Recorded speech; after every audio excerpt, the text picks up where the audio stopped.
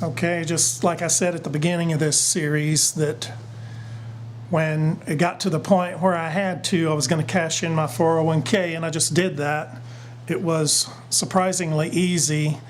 And just to be clear on my personal feelings about it, as far as I'm concerned, a 401k is one of the very worst retirement vehicles there are out there that's ever been created. And everybody who disagrees with me is about to find that out as we go into this depression. Now, the thing is there wasn't very much in it. And that's because I have invested in other,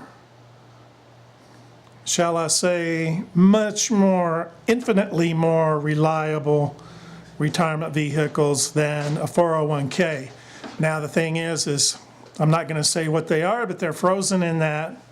Not frozen, they're just an incredible hassle to liquidate. If I had to, I can do that. But I'm not going to do that. Things would have to get very, very desperate before I'd consider that. And they may very well get to that point. But I made it a point to make it tough on myself that if I absolutely had to do that, that it would be a considerable hassle for me to do that. So I'm doing like everybody else that you hear about on YouTube, that once they've lost their job and things start going downhill, they have to cash in their 401k to live on that. Well, it's at that point. So I told you I'd be transparent and honest about that, and that's exactly where things are at. I have half of one paycheck coming, probably in 2 days. That's it. That's it. I'm a free balloon. And only what I've been able to discipline myself in preparation for is going to be what gets me by. To be totally honest, I did apply for unemployment compensation, but the very great chances are I won't get it because I quit. There are circumstances under which you can get it if you do quit. It doesn't have to be, just because the big rumor out there is that if you get fired or you quit, you're totally ineligible for unemployment. That's not true.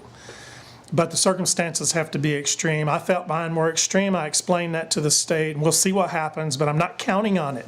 I went about this completely, entirely for this year, all of last year, 2015, for sure. I went into it with the attitude that I wasn't going to be eligible.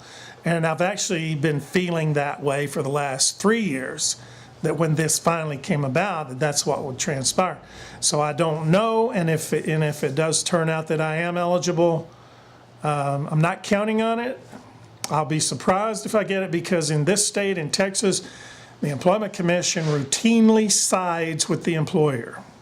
This state is owned lock, stock, and moral barrel by special interest groups, and they're very powerful. And employees, this is what's called a right to work state, which means you are pretty much screwed as far as employee rights. You're really screwed if you get hurt on the job, which is the very reason that I left where I worked, because the danger level was unacceptable, and if I got hurt, I was SOL. So I've done what I've done for my own personal safety. There's not a more legitimate reason to leave a job and be eligible for unemployment, but the state may not see it that way. So we'll just have to wait and see on that. And I'll be honest and totally upfront about what does happen. I'm just saying that this is the point that things have gotten to for me, and I'm drowning in things that I've got to get done, along with trying to find another job. So things are right where there's no surprises here for me. So I hope that your own personal story, whatever happens and unfolds, I hope that you've done planning.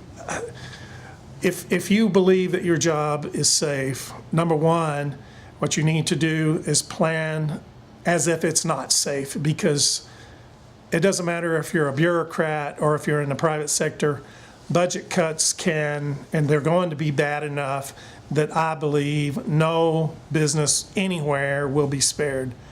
And I would suggest that everybody have a plan, a backup plan, a plan A, B, and C for when and if this does happen to you.